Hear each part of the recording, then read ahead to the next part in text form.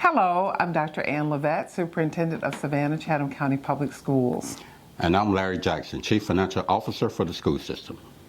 As we've closed out yet another successful year, more of our focus now turns to the work on adopting next year's budget in anticipation of the 1920 school year, which opens in August.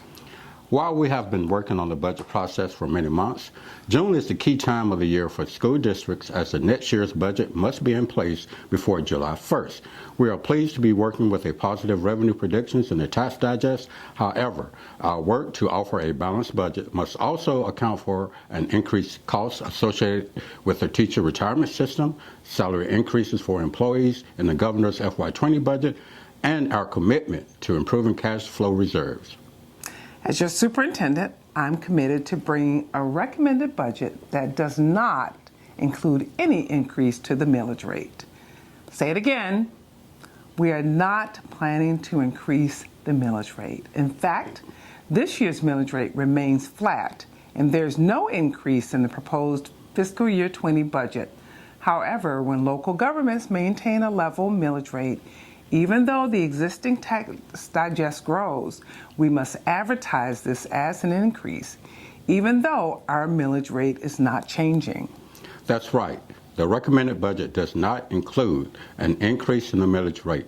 If homeowners see an increase in their tax bill associated with our schools, it is because property valuations have gone up, not because of the school board's adopted millage rate. Here in Savannah-Chatham County, our millage rate has, for many years, and still is, among the lowest when compared to similar school districts our size. This remains the case as we maintain last year's 18.881 mills.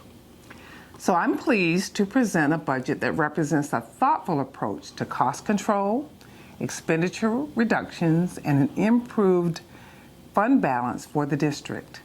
This budget also supports our work to focus resources on the classroom, support pay increases for all teachers, including those not funded by the state budget, and all classified staff, which also includes those not funded by the state budget. We're also committed to retaining and recruiting a premier workforce through our local compensation plan. All this while honoring our pledge to be good stewards of our resources and improve our cash reserves. These actions support a healthy financial position and in many ways ultimately saves taxpayer dollars. The focus on fund balance has been a priority over most recent budget cycles. In fact, last year the FY19 budget was adopted without the use of fund balance. This was the first time in 16 years that the budget was balanced without using fund balance. It is the intent of the administration to continue using this approach. Having a healthy fund balance is a critical component of school finance, cash flow, and positive bond ratings. In providing a balanced FY20 budget, we once again will not rely on the use of fund balance, and our work over the past 6 months has allowed us to enter this budget with a positive revenue prediction, which will bolster our commitment to cash reserves. So our progress begins with a sound plan that is properly funded to support our work in the classroom.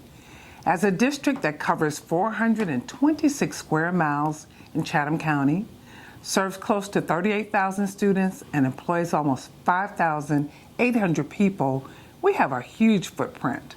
I'm proud of the work done every day by our dedicated employees and the academic progress in our 55 schools.